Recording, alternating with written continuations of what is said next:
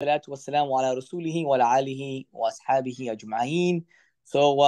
I'm really pleased to invite all of you to join us on our journey, which we started last week on the seminar series that we're working with BIS on here at ICB Wayland. And we have a really wonderful lineup coming up in the next 6 months as we ramp up first to Ramadan and then beyond Ramadan as well. And the topic that we started off with, which we will continue with today, is one on social justice, with kind of a perspective, and especially on what's going on, and that has been affecting all of us on a daily basis. On the unfortunate tragic events in Palestine, and we would like to invite Dr. John Robbins, who I think all of us know, and is mashallah a big draw back to the community who is going to present for us. As you all know, we miss him dearly. He was the head of care here, did a wonderful job, and now is the CEO of Penny Appeal out in Los Angeles. But he's also doing the social impact piece. He's the social impact advisor for the Harvard Innovation Labs. I thought for a moment maybe he was back, and I was really excited, but turns out he's in Los Angeles, so it's only 4 p.m. there. But Dr. John Robbins, mashallah, we're always so happy to see you, and please continue to kind of interact with us, because you're like a member of our community. So inshallah, the floor is all yours.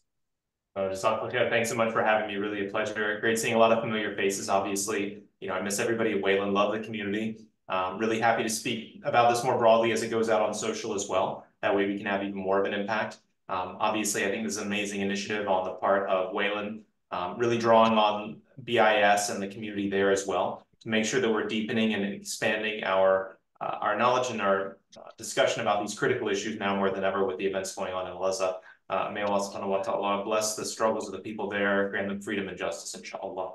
I really want to make this a truly interactive conversation. So please, at any time, if people want to chip in, ask questions, certainly don't feel like you need to wait until the end. Although I will be leaving a good chunk of time for a Q&A and discussion at the end, because I want to hear what all of you have to say and think as well. Really love that feedback and that perspective, that time for questions and communal discussion. If there's any questions, feel free to drop them in the chat if you want to during. I'll try to be keeping an eye on that. But you can also feel free to raise hands or engage in any other way that makes sense there. If you can't hear me for any reason, let me know. Please speak up, and I'll be happy to make accommodations around that too. I even think there might be a closed caption feature on Zoom that you can enable individually for accessibility issues as well. Really the focus today that we want to talk through is extending our understanding of social justice in Islam, which is something I've spoken about at Wayland quite a bit. And really I still consider myself strongly a member of the Wayland community, because I've been there many times, had countless of thoughts there, done tons of engagements there, spoken to the youth group many times, worked on the Sunday school and Saturday school programming or the weekend school programming, prayed Salat al-Eid there more times than I can count when I was residing in Massachusetts, hoping to come back soon, inshallah, for some visiting times. And really want to make this, again, connected with that, a talk where we have some good interaction and a really praxis-driven talk. By that, I mean a really practical talk. So a lot of what I'm going to be focusing on is, yes, the beginning oriented toward kind of broader pictures and general points, but then really the majority, the meat of things are going to be very specific action items for how we as individuals and you as community members of, mashallah, really one of the best masajid in the country, in my opinion, can have specific action items and specific things that you can do, specific plans for engagement and paths that you can take to instantiate or make live that social justice in Islam within your daily lives, regardless of your occupation or role. So many of you have heard me say this before, but the first thing the Prophet ﷺ did when he entered Medina was build a masjid. He, with his own hands, was laying bricks. He was laying the foundation of that physically. He was bringing people to do that and creating that house of Allah subhanahu wa ta'ala. And we often focus and spend a lot of time and energy and attention and even money on that fact. We say, okay, I'm going to build a masjid, create for myself a house in paradise. We all know that. We all know the ayah about this. But the next thing that he did, and the thing that often gets neglected, and what he spent the rest of his life doing, was building the community, organizing the community, creating that space for a Muslim ummah and building out what that means. And a lot of people have written a lot on what the ummah is, but it's really a shared collective body of knowledge, experience, expertise, and power that's gathered all together. And so when the Prophet ﷺ built that masjid, he built it as a community center to engage, not just a masalla, not just a place to perform the 5 daily salawat. That's obviously critical. But more than that is to say, how can we use that institution as a launching off point for ummah? How can we create that ummah through that institution? And that's really what I want to be focusing on engaging on. And that's going to be the framework for the entire talk today. Building institutions and building up communities goes hand in hand, and both are essential for building up power.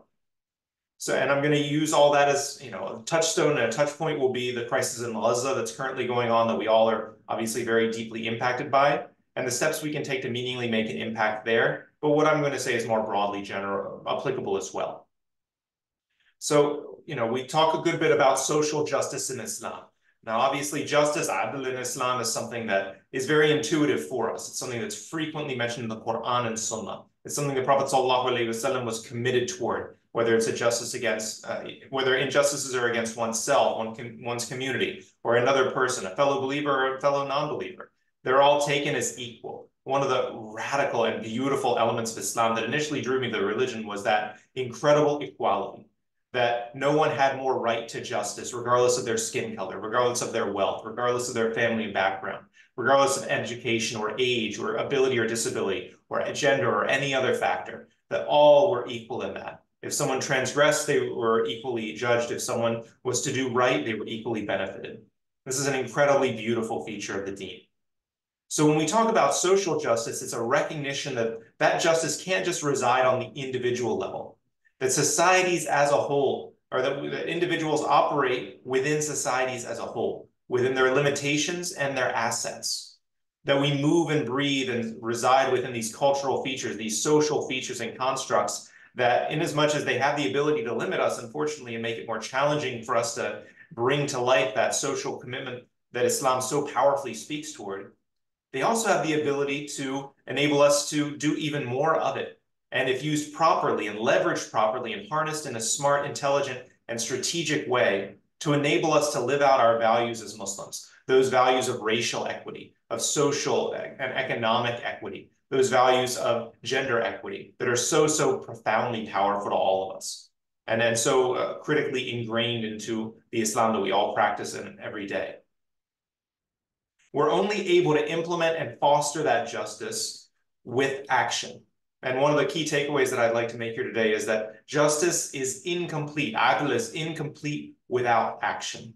We can have an idea about justice, we can have justice of the mind, but actual justice of the world is always going to be incomplete if action is not taken, if we are not defending those rights that we have or those responsibilities that we have, if we are not forbidding the evil and enjoining the good with hands, hearts, minds, and tongues, as hadith tell us.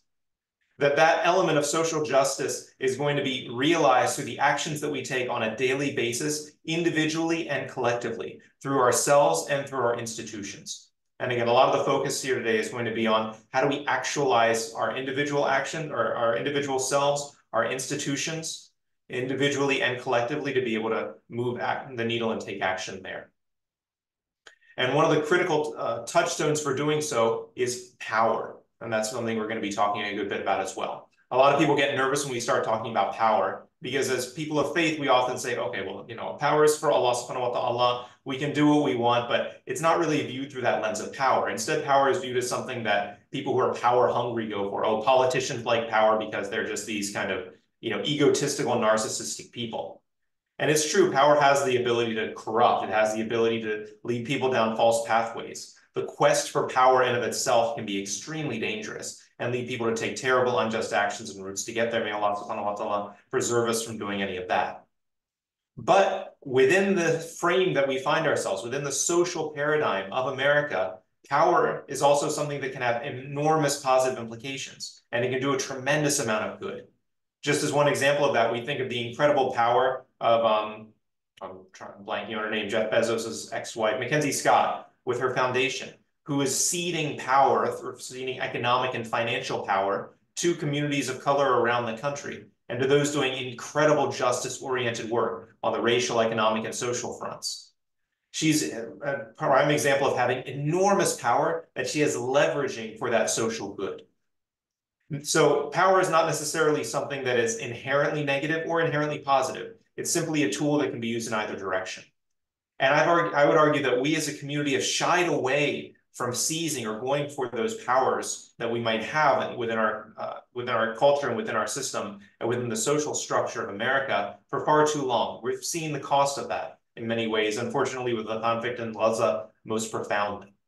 And so it would be irresponsible, I would argue, to shy away from when we have the opportunity to leverage it for good in the interest of, again, enjoining the good and forbidding the evil, as we are told in the Quran, of in creating as much of a just society as we possibly can, which, by the way, we share in common with visionaries such as Martin Luther King Jr., who imagined that just society in a lot of his speeches and talked quite about it, that kingdom of heaven, as it's referred to in Christianity.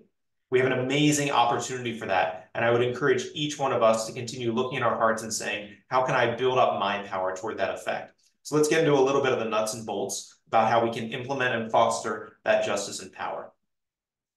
So one of the most critical areas that we've seen, that I'd like to focus on initially, that the crisis in Gaza has laid bare, is around media representation. Now, this is an absolutely critical area and what's referred to typically as soft power. This is an area in which we can say there is not a good frame of justice, unfortunately. We've seen that people who go on the news and lie regularly receive very little pushback around that, whereas those who tell the truth are often given very little attention because what they say just isn't catching eyeballs. It's not interesting enough. It's not rising to the level of enormous attention within the public sphere. Unfortunately, that has led to a dynamic in which we have hugely one-sided and unjust representation of the Muslim world, particularly of Palestine and Gaza. This has led to a situation in which Muslims are depicted tremendously negatively within the news, 87% negative representation in many cases, according to a University of Rochester study from 2015. I believe it's gotten slightly better since then, according to updated studies, but that's typically the benchmark research that's referred to in reference when you talk about Muslims in the media.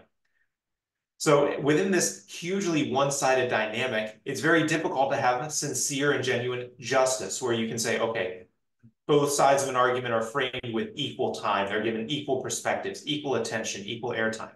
Instead, we have a situation in which viewers of mainstream news outlets are given very, very one-sided representation, regardless of whether they're looking at quote-unquote right-wing or left-wing news. It's very challenging to say, I can truly bring a social justice perspective within this media environment, which is inherently one-sided and not in our favor. So the advice and the guidance that I typically give to individuals is to say, when you are looking at the national level, things are very bleak and dreary. We've seen that Palestinian voices are often silenced. We've seen that it's very hard to exercise our true free speech without, being negatively branded within media outlets. We've all seen countless examples of this in the last 4 months. And so when you have a national dilemma, when you have a national situation or blackout, so to speak, the traditional organizing guidance and research is to say, then turn local. So if you cannot focus on national news outlets, then spend your time, spend your energy thinking about how can I make more of a local impact? Because when you actually look at local papers, when you actually look at local news, you're looking at your Fox 25, your CBS, your Channel 7, when you're looking at your Herald or your Globe is the big kind of examples, but even the smaller town or regional based papers, even if they operate only digitally, then Sun Chronicle, for example, and Attleboro is a great example of that. What you find there is a much riper opportunity for actually engaging with the media. You find that these are smaller outlets that tend to be much hungrier for content, that they're looking around and they're saying, we actually need to fill up pages rather than saying we have a particular agenda to strike. They tend to be much more driven around content and local actions rather than having an ideological framework. If you poll editors within these publications, they're not typically doing it because they have a left or a right-wing agenda or whatever it might be on social issues. They're much more interested in uncovering local perspectives. That provides a great opportunity for the Muslim community to have our voices be heard, to be able to pitch stories, to be able to show people what's actually going on within the Muslim community. Now, this can be everything from a very high level point, okay, a new mosque is being built, for example, or we're celebrating Eid. We should absolutely alert the media when that's happening.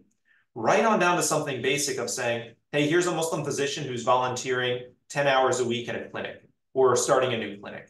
Here's a Muslim dentist who's providing free root canals for the homeless.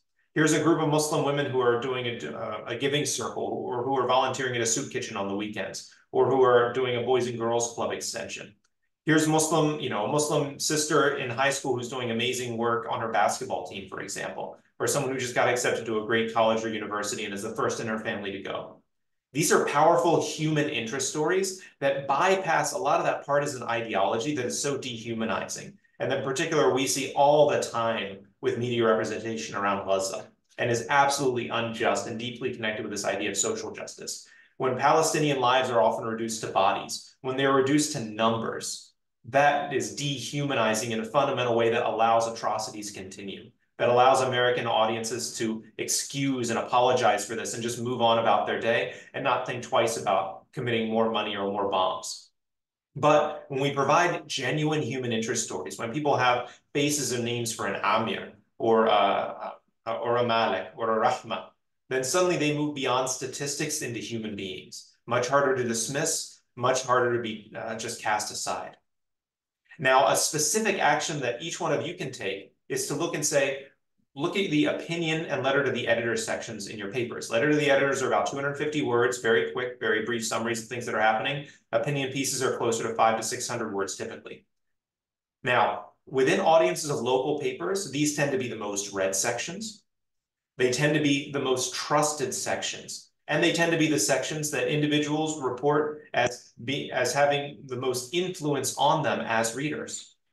Now, when you couple this with the fact that local papers tend to be read by older Americans who report having moderate to unfavorable views of Muslims, you see that this is a powerful point of entry for being able to change hearts and minds and inculcate that more just society that we were talking about before. The nuts and bolts aspect of that is I would encourage each one of you to commit to once a month, 1 page. That's all you need to write up about something that's happening in your own life or in the life of your community that you can just send there. It's very easy. There's a letter to the editor email that's on every one of these websites. They're hungry for them. Most of the time they have more space than they have content for this. They will almost certainly publish anything you send. If you send one a week, you certainly could. Other groups, by the way, have entire chapters or organizations or awards set up specifically for writing letters to the editor around their interests. The Jewish community, the Catholic community, the Latino community, countless others have specific, functions around this because they recognize its power. This is nothing new. It's organizing 101, but it's a very, very, very basic and profound way. For example, when you're talking about Gaza, to say, hey, this was my perspective attending a rally. This was what it was like to march alongside, my brothers and sisters in opposition of, the deaths of civilians. This was a conversation that I had with a Christian or a Jewish friend or colleague, and I'd like to talk about it. These are very powerful points of entry for you, and I would encourage each one of you to take advantage of that. This is a specific way that you can help to create that more just society. Moving forward, I want to talk a little bit about something that, a few of you have probably done before in the past of my care days. I recognize a couple of you, and this is speaking and engaging with your elected officials. When we talk about building justice within our society, one of the most powerful ways that we can do that is through our elected government. These are the individuals who allocate what laws are passed, whether they're favorable or disfavorable toward justice and our community's interests more broadly. These are the individuals who have influence on the federal, local, and state level to be able to actually implement policies that are more or less just.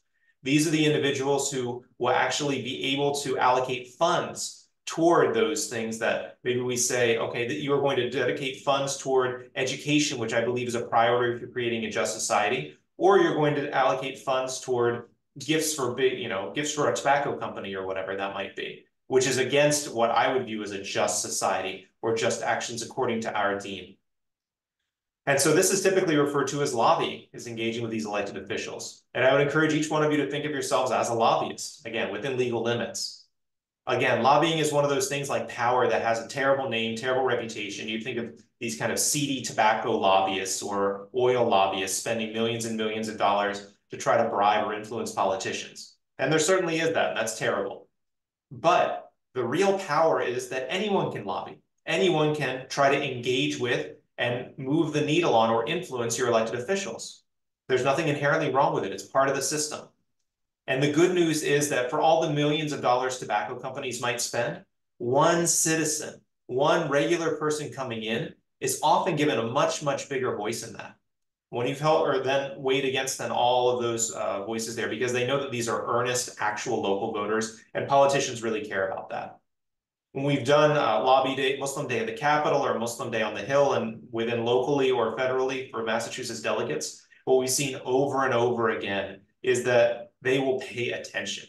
We have the opportunity to bring a few Muslims in and meet with an actual federal elected official, member of Congress or senator. It happens constantly. On the local level within the Massachusetts State House, each one of you can absolutely get a meeting with your elected official or their legislative affairs director. That's not a hard ask for you, even on a phone call level. And I've even witnessed firsthand down when I've done federal lobbying in DC that you'll see someone, I remember at one point it was somebody who was lobbying for, I'm trying to remember, lobbying against a wind farm or something like that. It was from some fossil fuels group. He sat there with a legislative advocate for the office of a congressman. And this person had, he had tons of research. He had his graphs, he had his newspaper clippings, he had his pitch all prepared. It was very sleek and polished. The legislative director could not have cared less. He was obviously immune to this kind of lobbying. He had seen it a million times before. He was disinterested. He was just giving the guy lip service because that's what they both had to do for their jobs. But when we came in with a small group of Muslim constituents and voters, that was very powerfully received because they knew this was authentic engagement, which individuals within which legislators are desperate for. They really want to hear from you.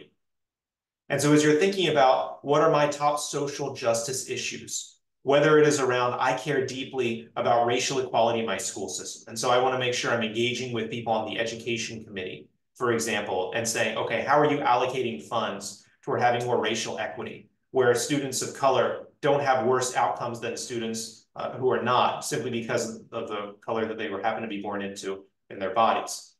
Maybe it's that I believe very, very strongly that young girls need to have greater educational equity, so I'm going to support the Massachusetts Commission on the Status of Women, for example. Maybe it's that I believe very, very strongly in environmental justice, that we have a duty toward future generations, and that we as Muslims are told that we can even waste water making wudu from a moving stream. So how much more critical is it that we are at the forefront of environmental preservation and conservation? And so I'm going to work with environmental services, a representative and encourage them to say, I want you to be more actively engaged around the environment. I want you to pass laws that are going to preserve our local environment and make for cleaner air and cleaner water and cleaner food. Or maybe you say, I care deeply about Gaza, and I care deeply that our representatives have in many cases issued terrible statements around this, that they have on the federal and local level, unfortunately sided too many times with the oppressor in the situation here, in this case, Israel, and not done nearly enough to name the violence, to call for ceasefires, to back legislation that puts contingencies on any aid to Israel or reduces it entirely, that provides more humanitarian aid and humanitarian corridors for the people of Gaza. May Allah, again, defend and uplift them in their struggle and grant them strength. Or it provides aid to other countries that are supporting Gazans as well and Palestinians now and into the future. These are all specific actions that you can encourage your legislators to take. Organizations like AMP, American Muslims for Palestine, or CARE's national office down in DC, or CARE in Massachusetts up here, can provide specific guidance around which bills they would recommend that you lobby for and engage around. Justice without action is meaningless, and this is one of the key areas and ways that you can take action. Yes, you should absolutely give toward Gaza. Your $1,000, your $10,000, your $100 makes a huge difference in lives, and it can provide food and water and shelter. That's a lot of the work that we do at Penny Appeal. But at the same time, if we neglect the ability of our government to move billions of dollars and our ability to impact that flow, then I would argue we are doing a disservice to ourselves and to our deen and selling ourselves short in our ability to enact change and not doing the full thing required of us as Muslims. So I would encourage all of you to think of yourselves, how can I lobby around that? There are a few good groups in Massachusetts that are, again, within 501c3 guidelines and everything like that, that are lobbying for issues that people care about. Educate yourselves around these issues. Look out for groups that are doing this kind of messaging. If you know it amongst yourselves, I would encourage you to share it amongst yourselves. I certainly, can't do any of that here and wouldn't do it within the context of a mosque talk. But I would encourage you, whatever side of the issue you fall on, that there are certainly groups that are lobbying for that. Make yourselves aware of the groups that are doing this kind of work around all these issues. You can educate yourself online very, very quickly and easily around this. Go and have meetings with your elected officials or with their legislative affairs director or legislative affairs coordinator, whether it's a phone call, an in-person meeting, an email, or a physical mail. They all make a huge difference. We've seen firsthand that legislators sometimes will vote on a bill directly in proportion to just measuring the height of the letters that they've gotten on either side of it. They say, okay, well, I got 3,000 letters telling me that they wanted me to vote no on this and 300 letters telling me they wanted me to vote yes. So clearly I'm going to vote no on this because the people have spoken. Now, what they may not realize is that was a result of one organization's letter writing campaign, and that was just a few dozen people writing over and over again. You see then that you can have a small number making a big impact if they are dedicated, persistent, and disciplined. That is really the tip of the spear where you can engage very, very actively, where you can really move the needle directly, and where your action can actually have huge dividends. We've already seen this in the statements that have been made by Markey and Warren, for example, just in Massachusetts, with legislative pressure. Their statements and positions have evolved over time. I would argue in large thanks to the Muslim community pushing and making our voices heard. That is so, so critical now with Lhasa and inshallah moving into the future. This is, so I would say if you can aim for one call a day or one email a day, just a quick call, leave a message at the office of your local or federal elected official or both. It takes under a minute, maybe two. Quick message, hey, I urge you to support XYZ bill. Hey, thank you so much. I'm a constituent. I'm a resident. I live in your district. Click. That's all you need.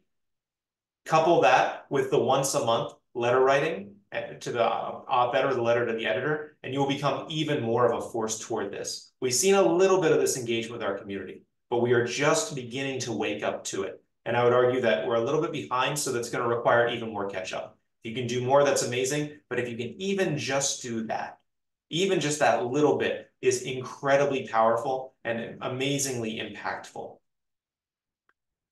So what I've spoken about so far has been dealing with uniting and organizing the Muslim community from within and really making sure that we have that strong internal organization. But in situations where you're a minority, the community organizing playbook, classically and through research, shows the most effective strategy is to create alliances outside of your group and with other groups who are natural allies. The Prophet ﷺ was an incredible example of this. He didn't just enjoin social justice individually, he did it collectively. He built out the Muslim community, that ummah, and then he partnered and allied with other tribes, groups outside of the Muslim community for shared good. We saw countless examples where he would say, okay, this is, an activity where I want to grow, I want to get bigger, I want to, make sure that we're, advocating the biggest way possible, that we're fighting for a just cause. And he would recruit allies toward that. Very, very powerful, very, very impactful. And so many people became Muslim, not because they were called directly to Islam, but because they were called to engage in justice, because they were called to fight on the right side or the just side of a fight. And because in that process, they saw the dedication, the faith, and the beauty and the equality and the justice inherent within the religion of Islam, alhamdulillah, and that brought them in, more than direct dawah work. So again, this is an amazing example for that. But in this case, it's critical that we build up our relationships constantly with allies from other communities who are these natural allies. Very often, this looks like the African American community, the Indigenous American community, the Asian American community, particularly the Japanese community, who have suffered many indignities throughout American history. It looks like working with Christian and Jewish allies in many cases who can be very, very powerful around these issues over time. And of course, many, many others. The Latino community is amazing there. The Catholic community in particular has been very, very strong. I know Wayland's leadership has engaged a little bit with all of these in different capacities over time. So on the institutional level, that's work that Wayland and the board and this, and the leadership is already doing and has already been doing for many years. Interfaith engagement, open mosque days, visiting other groups, having organizations and groups come there, showing up for things as they need to, speaking within the governor's office at public events, this kind of thing, as I understood you all have done recently. That's critical and amazing, and there's no substitute. At the same time, each of us on the individual level can view ourselves as ambassadors in our neighborhood, in our workplace, with the people we meet every day. And that these are examples of inculcating that social justice as well, of bridging those alliances and making sure that we are engaging with people in a really meaningful way to build up that capacity for justice. Now, there are three important points here that I want to emphasize. The first is that it has to happen as well in the off season. Relationships take a lot of time and energy to grow, and it's much less effective to just call someone out of the blue with whom you don't have any relationship than to be able to draw on a relationship that you've cultivated and built over time when times get tough. We see this for Gaza in particular, that when we were making an ask and when we were saying we need to push for, for one example, a ceasefire, we need to push for putting limitations on aid to Israel or cutting it off entirely. We need to push for greater humanitarian aid toward Gaza. That when you are making those asks, it is much more powerful to do so within a coalition. It is much more powerful to do it and say, we have Muslims, Christians, Jews, people of, Buddhists, Hindus, everyone coming together. They all agree this is a good idea. We're going to go collectively and have the same action of calling our representatives, of advocating for this legislation, of encouraging them to make public statements, of tempering the negative statements that they might make. So again, all of that is so critical, but it can only happen when you have those relationships already cultivated.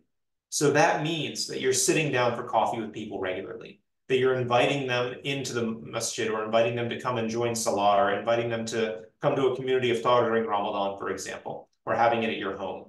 It means that you're doing that interfaith work of going to interfaith book clubs, that you're going to churches and synagogues when relevant or appropriate, that you are engaging with people in all those different houses of worship and all those different capacities. That's how you really build up those relationships that go deep enough where people will actually step out and stick out their necks for you. And second, it connects with my second point, which is that it has to go both ways. We can't just be asking all the time. We have to also be showing up for other people's events and rallies and that kind of thing. So are we both institutionally, as I know we are, but also individually going to events on Indigenous Peoples Day to work with our American Indian and Native American brothers and sisters who have gone through an incredible amount of silencing and genocide as well? Are we honoring the legacy of Japanese internment, such as, for example, I know some of our staff have been to Manzanar, for example, with Care, Massachusetts, the site of Japanese internment on the West Coast. But that's typically commemorated with Asian American groups here in Massachusetts as well. Are we working with the NAACP and calling our representatives when they ask us to? Are you on the listserv for your local for the local NAACP Boston chapter, which is the oldest in the country and one of the most powerful and influential? But they need our help as well. So we want to make sure that when they call, we answer, so that when we call, they will answer too. And third, and this is the most important point, we can't compromise on our core principles here. The current crisis in Gaza has really foregrounded this. Too often, the price of entry, in particular for interfaith engagements, has for many years been that we leave our perspectives on Palestine at the door, or that we keep silent in the face of atrocities and just kind of put on a smile and keep moving. But the last 4 months have shown what was always clear, that we can't do that in good conscience, that it doesn't follow the sunnah of our beloved Prophet ﷺ, who even when it was deeply unpopular, would speak toward justice. He would speak truth to power even when that power was overwhelming. Now, that doesn't mean that at every opportunity you have to be, screaming about particular issues. That's just alienating. But it means that when these conversations come up, as they inevitably will within these kind of interfaith contexts, that we don't shy away from the truth. And again, I know mashallah, Wayland's been amazing on this as an institution. This is a reminder for all of us as individuals as well in our personal capacities. We have to be vocal to call out injustice wherever it stands and to refuse to be silent about any wrongdoing. Recalling the hadith of our beloved Prophet ﷺ, whosoever sees a wrongdoing, let him try to change it with his hand. And if he cannot do that, let him speak against it with his tongue. And if he cannot even do that, let him hate it with his heart. And this is the least of faith. So I want to focus the last point here before we start entering into the Q&A section and the conversation section about institution building. So typically we build our masajid as a community and then stop. That's sort of been the framework and the MO for, as I've seen this happen across the country. We build a masjid, we have a lot of energy, a lot of enthusiasm, and then we kind of say, okay, let's put a board in place and let it run. And we just have it kind of come down to the most basic parts and we reduce it to the minimalistic structure that it can be, rather than recognizing that it is fundamentally that avenue for community organizing engagement, that it is fundamentally that means by which we can have a hub for community, for building up an ummah that is able to address these social justice issues more powerfully than any one of us can. None of you would be here at this talk right now. None of you would be learning these specific actionable items if it weren't for having an institution to back it. And those institutions are not just Wayland, but also Boston Islamic Seminary, for example. These other non-masjid, non-masalla institutions that are so critical for our community. We've seen this across the board, that every other minority group in the country, as it's coming to power, as it's building up power, is put in place. Institutions for bringing out legal support and social justice, and social justice and legal justice work. Organizations for building up racial justice support across the board, for building up economic and social justice, healthcare justice, caring for the weak and sick, building up hospitals and clinics in the name of a particular group or affiliation, building up schools that are branded as being part of, or seminaries that are branded as being part of a particular denomination or a particular religious background, building up community centers that are known for being, okay, this is an Armenian community center, a Polish community center, Catholic community center, whatever it might be, Jewish community center. They're all critical parts of building up and maintaining and retaining that institutional power, whether it's soft power or hard power, whether it's financial power, whether it's individual power, making sure that those communities and the leadership has those skill sets with a particular focus on youth. There's the old joke, which is every masjid should have, an imam and a youth director. And if you can only afford one, don't worry about the imam. Now, I don't know that, it has to be 100% true, but in terms of the focus, it really shows that we need to give priority toward building up those institutions that are going to empower our youth around social justice. All the best polling shows that the most socially active demographics are younger people, ages 18 to 25 in Islam.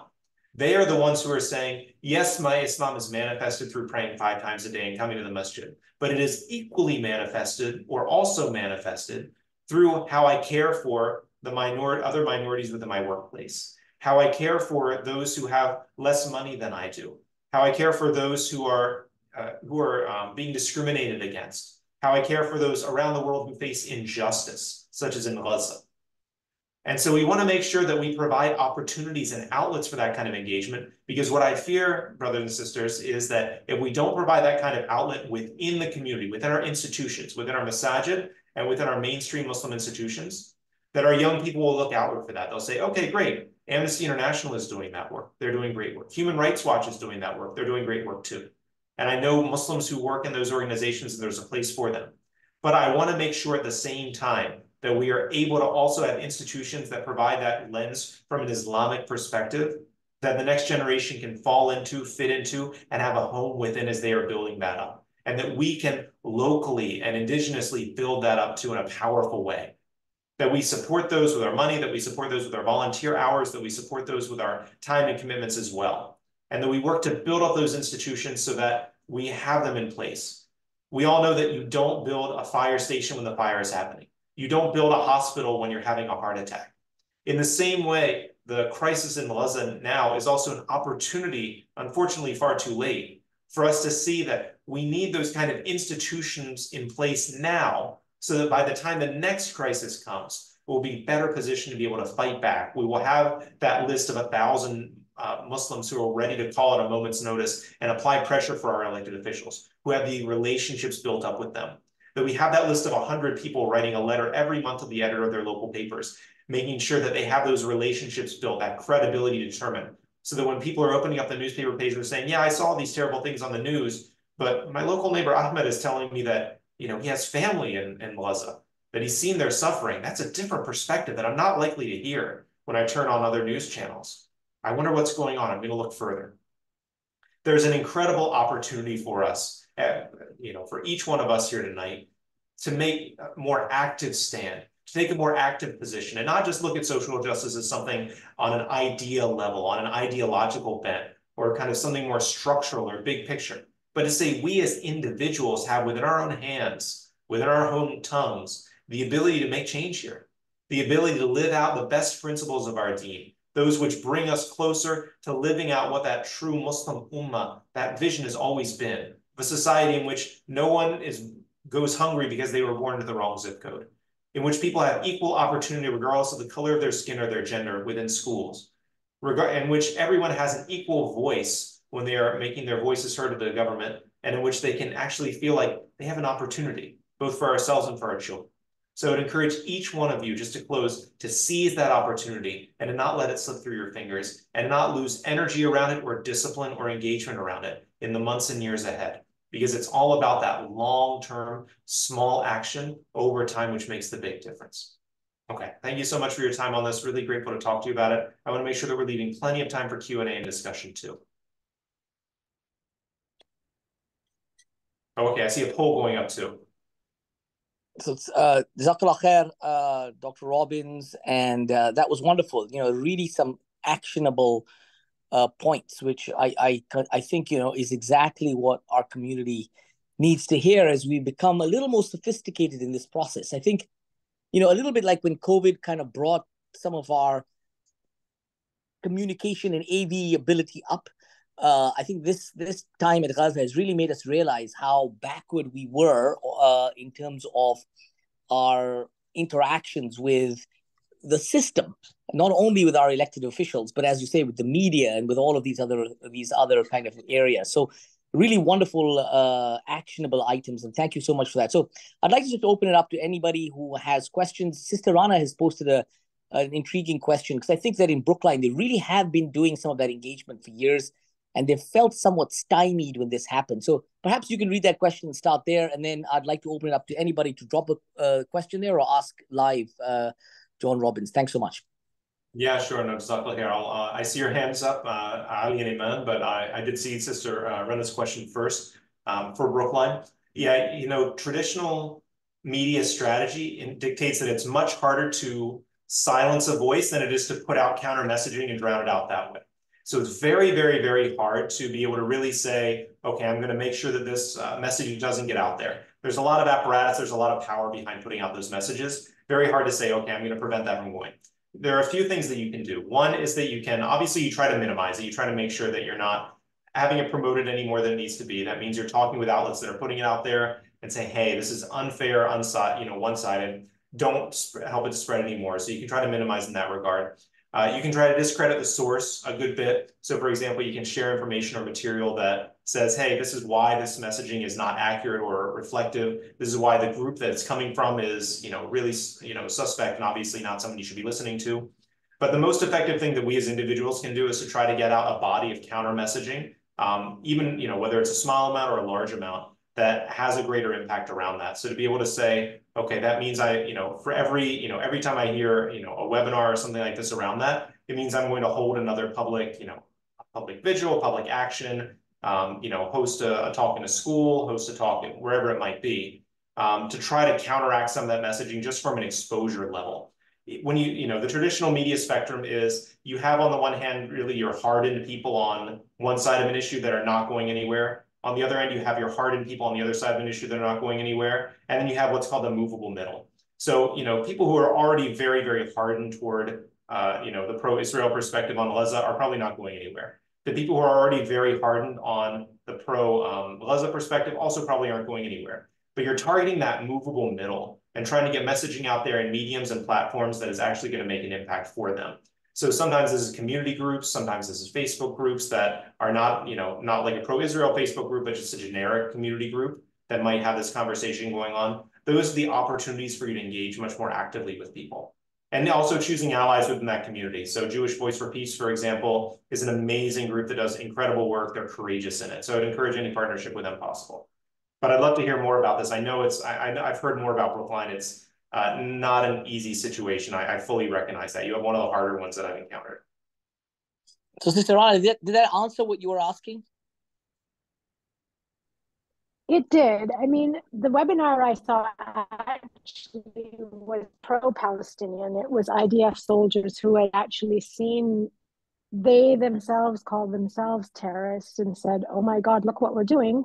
And they went out and now they're breaking the silence, meaning they're saying what is happening within this regime is wrong. But the mainstream people don't know that. I'm sure the Israelis know it, and probably some Muslims know it. But most Americans don't even know that this exists, or what they're doing is wrong. I mean, it's all propaganda on TV. So how do you remove all of that? How do you, in our town, I mean, Dr. Robbins said, meet with your officials. So a couple of us have gone and met with the Dana Hansen, who's the district advisor for Jake Auchincloss. And that was like, talking to, every time you brought up the word ceasefire, her response was, well, Congressman Auchincloss has his view and his stance. Okay, but that didn't get us anywhere. So now we're meeting with our own Brookline representative, Tommy Vitola. So we're doing small things, but I feel like we're just, banging our head against the wall and not getting anywhere. Hopefully we will, inshallah, but I'm just like, maybe we're not using the right words. I don't know. John Robbins is amazing when he talks, and very people listen. So are we approaching it incorrectly? Is there something else we can do? I mean, we're trying.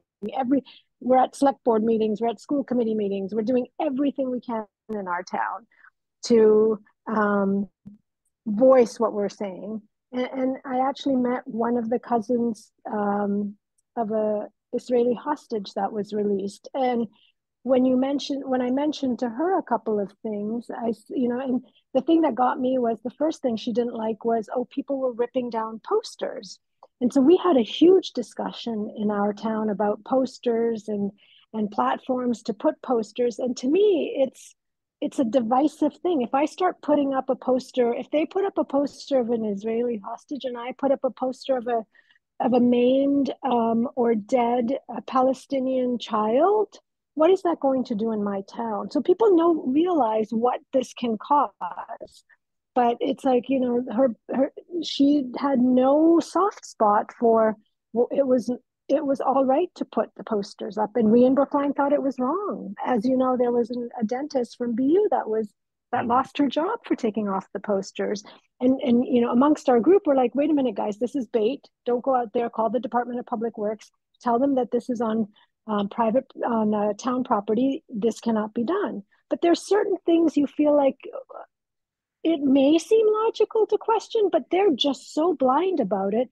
You don't know how to go about it. So that's where I get frustrated, or all of us get frustrated in Brookline. So those were a couple of my questions, but we're trying to do, as Dr. Robbins suggested, all those small things, talk, show up to meetings, talk to your elected officials, do things like that. So hopefully,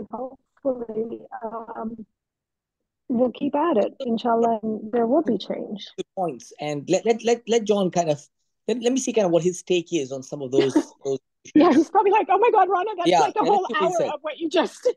No, that's good. And we could talk about this this in particular for hours. And I applaud you guys. You guys are heroes for this kind of engagement already. I know it's an uphill battle. I would definitely. You attended our iftars, the Brookline, and you were a panelist on 3 of them. So we're just like, wait a minute, we've done the, make allies, we've done all of this, yet we're kind of circling and not going anywhere.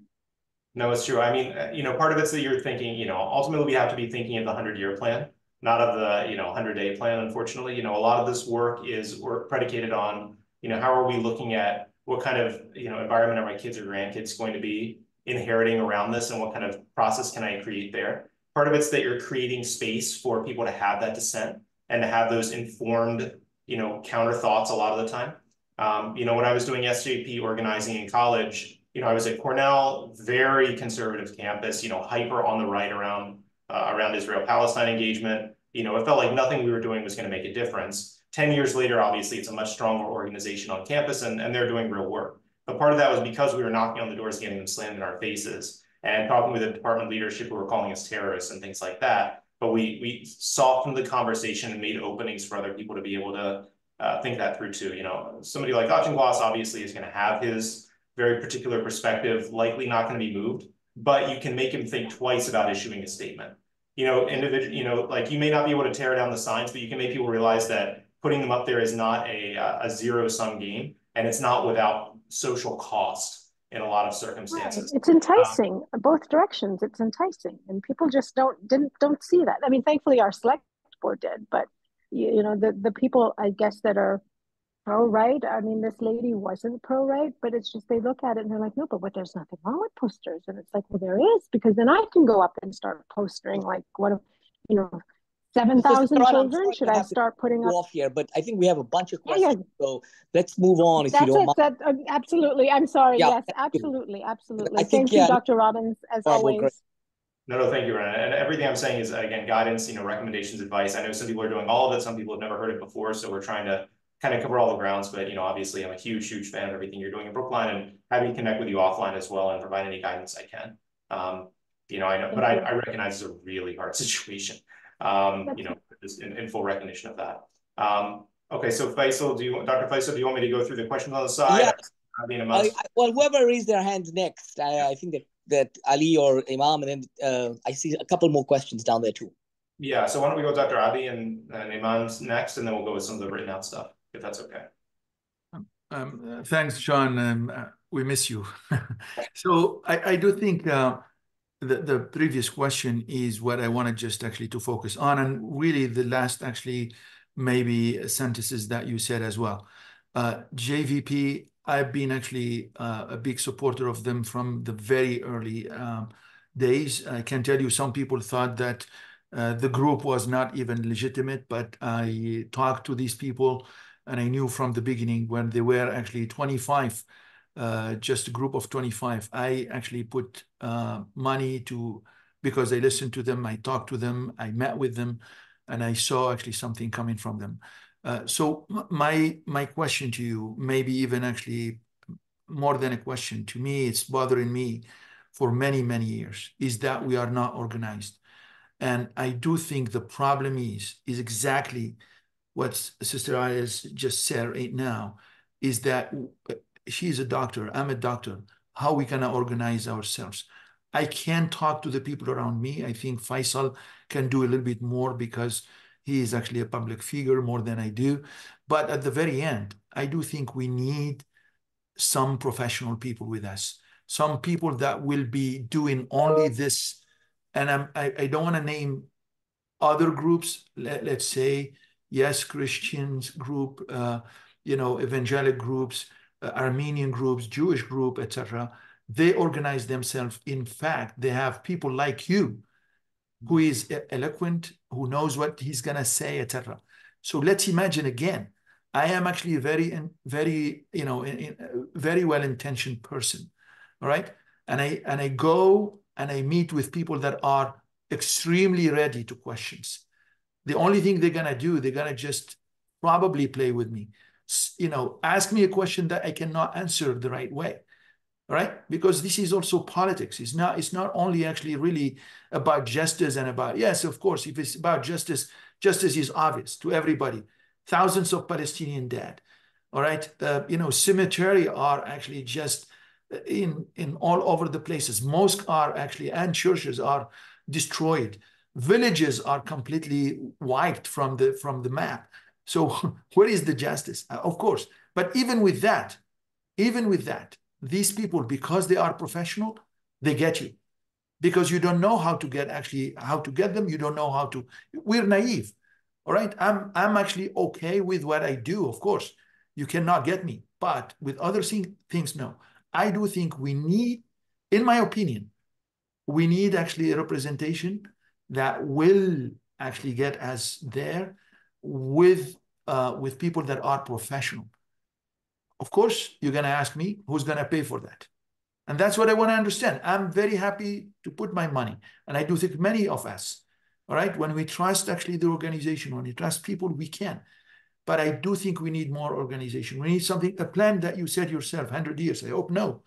I hope actually it's going to be in 10 years or 5 years for the next Nakba, maybe, because we're living in Nakba right now, of course. But again, one example, when this happened, John, I actually met with few 4, 5, 6 people that I know they can do things. And I told them, it's time for us to have a Muslim APAC. Mm-hmm. All right? It's time for us. And by the way, we started actually with something very small, which is CARE. And I thought that is going to be okay, but not this success. Mm-hmm. All right? So CARE is extremely important for us right now. And I do think we succeeded. We've done a great job. Of course, it can be better. And we will, inshallah, we'll make it better. But we need Muslim APAC at this point. And I'm happy to listen to you. And I know you have actually great ideas. So please go ahead. Sure. No, thank you so much. And you're always too kind. And, Wayland's been a group that, has been very visionary for when I was working to do some of this organizing work in Massachusetts about, 8 years ago now, 9 years ago, when I first started out, it had literally not a dollar to my name on this. The Wayland community obviously supported this heavily. And, many of the people in this room, when we were trying to hire the first director of government affairs for the Muslim community in Massachusetts, supported us doing that. And we hired that, and we brought, hundreds of young people, many of you included, to the Capitol, the lobby. We placed people strategically in internships within the Office of Elected Officials. I think part of the challenge here is it's sort of like saying, okay, we've never built a car before, we're going to build a car. There are so many components of the engineering of that, of the know-how, of the factory construction, of the supply lines on that, of procurement, of operational know-how, of HR for the employees, benefits. Think about all the pieces that go into manufacturing a car. And you say, okay, we're going to compete with Toyota or a GM.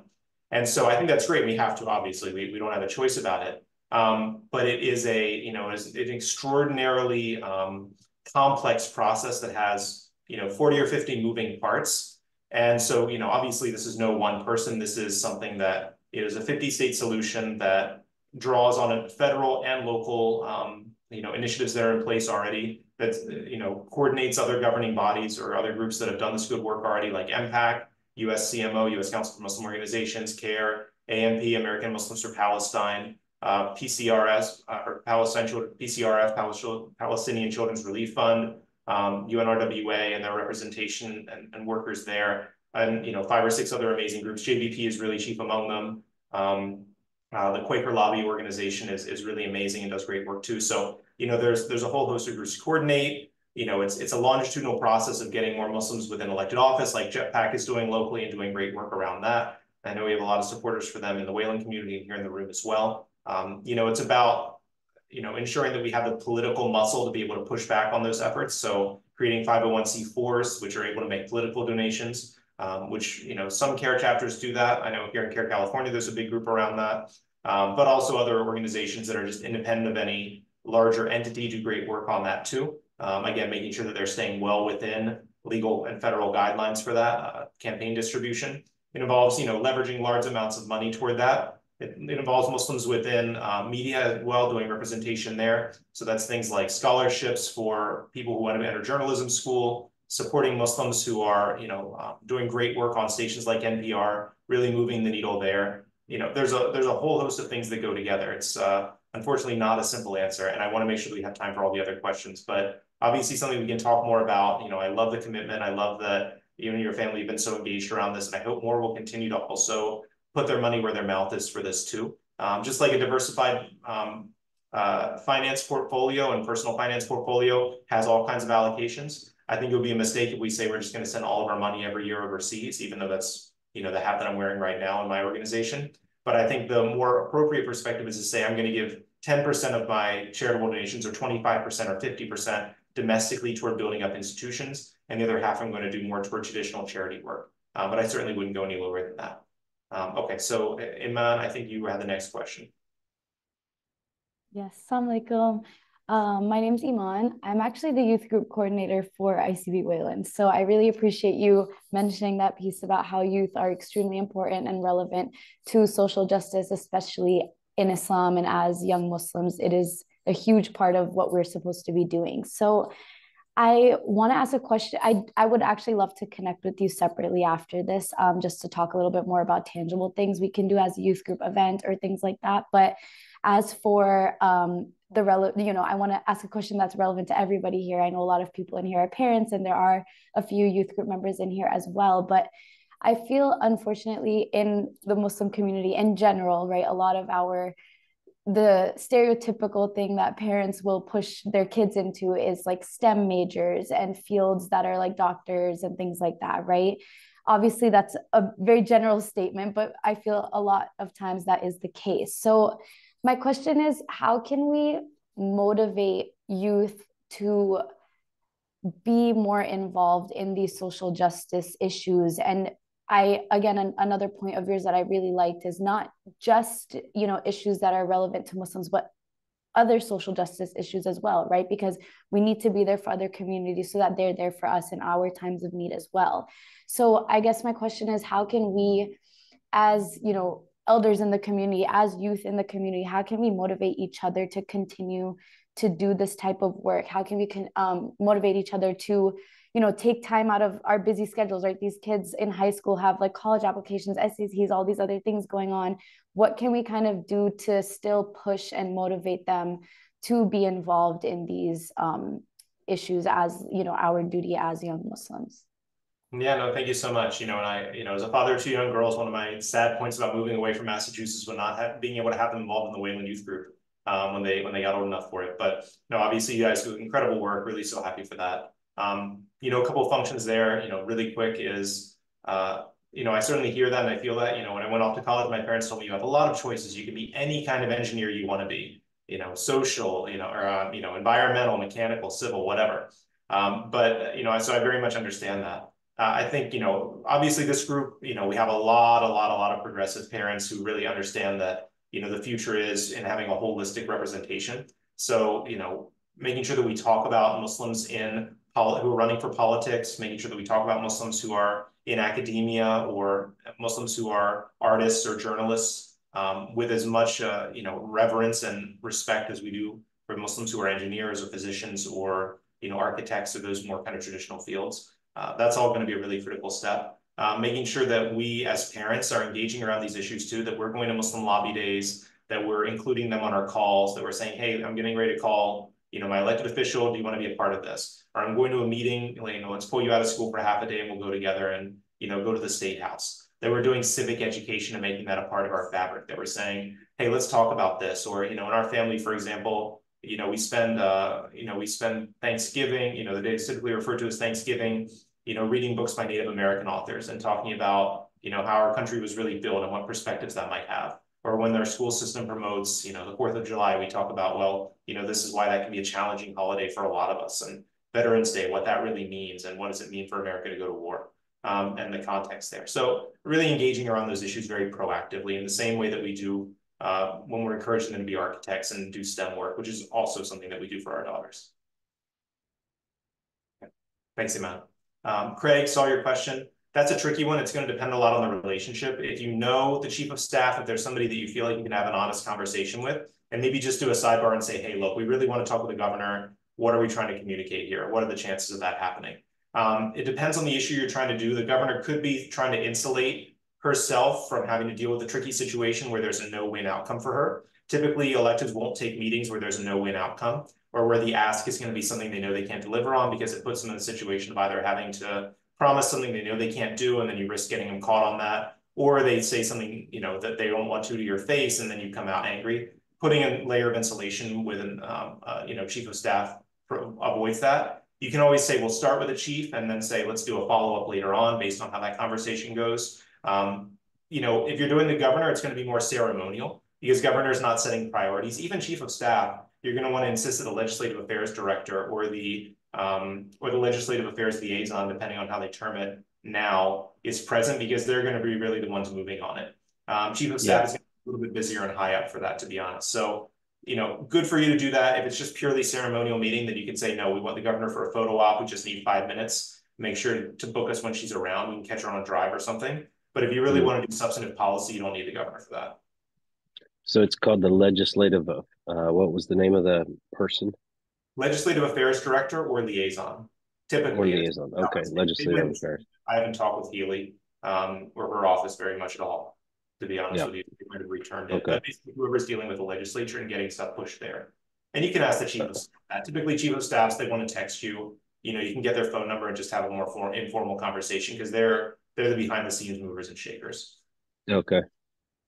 Yeah. We want to get to just for the people who didn't see it, we're trying to get, she's maybe a bit of a warm-up conversation to advocate for the Gazans, but we want to get also then to the House and the senators for our representatives here in Massachusetts, Warren and the likes, but we know we'll get pushed off on all of this stuff, but I think it's worth trying. It's just so hard to imagine what we can do to influence policymakers, or at least have them listen to the other side of the equation. Yeah, so Craig, just to be aware, there are several of us working with Warren and Markey and a few others. So I can put you in touch with who would be the direct contact. Like even ICB, we work with Catherine Clark, who's the number 2 Congress person. So Okay. if you are interested in that, it would be better to put you in touch with I'll connect with you, Mario. I don't have any intention of being the spotlight here, but I think if we got, you know, a medical doctor to speak about the horrors of the war going on, a Palestinian refugee to make it personal, and then maybe a politician or a historian who could talk about the legacy of the apartheid generation here, and just went to pitch to say, hey, there's another side of the story here. We'd love you to listen to it. I think that would be the outcome we're looking for. And I would say, mashallah, the good news is many of them are listening, but I would put you in touch with the right people. Okay, excellent. May already be, because they're already messaging certain things.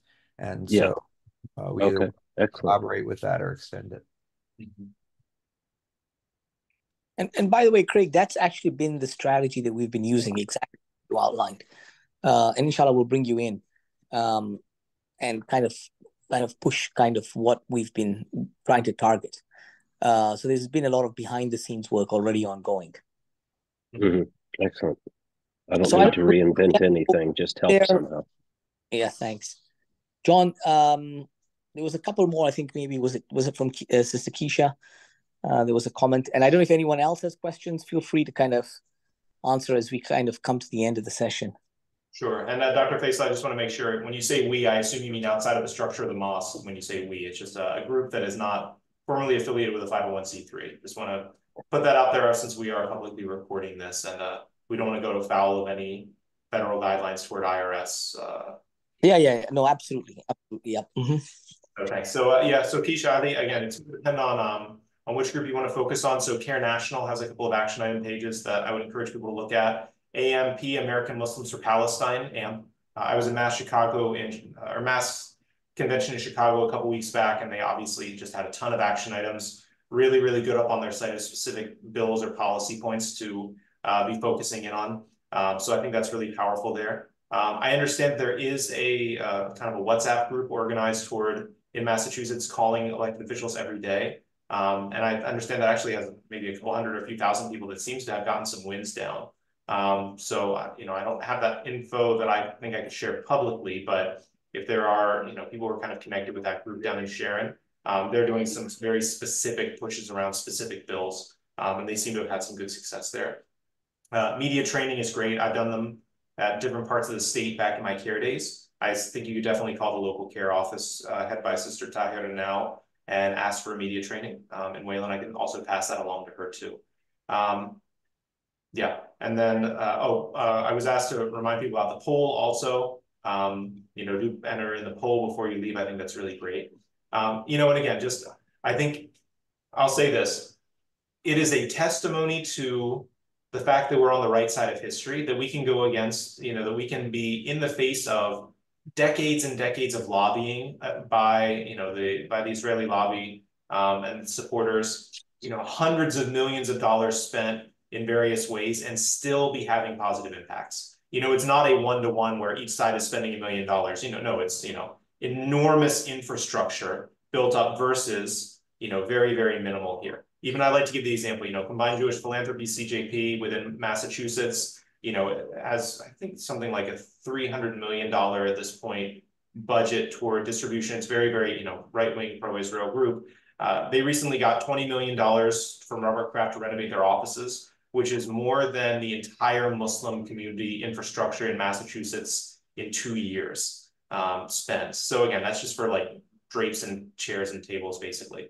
So again, just to give a sense of the size and scale there. So, you know, it can be dispiriting, it can make us despondent, but we should also recognize that the victories and the wins we get are because we have justice on our side. If we didn't have that, nothing we do would make a difference. And all the money in the world cannot go against truth and justice that we are blessed to be able to spread with Islam. So again, take that and really don't get dispirited, because we're going to make that difference, inshallah.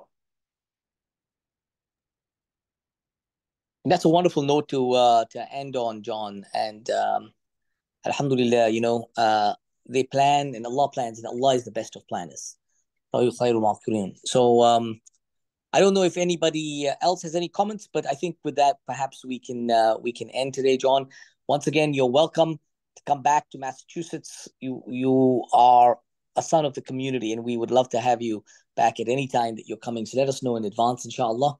And it seems that 7 a.m. is won the poll, 7 p.m. I mean. So we'll stick with 7 p.m. for now, going forwards, inshallah. And we make a dua that may Allah make us amongst the instruments that He uses to fulfill, His deen and to be on the right path. Ameen ya Rabbil Alameen. And John, I want to thank you again for coming along and giving us these very great actionable items. So inshallah, see you all next week, 7 p.m.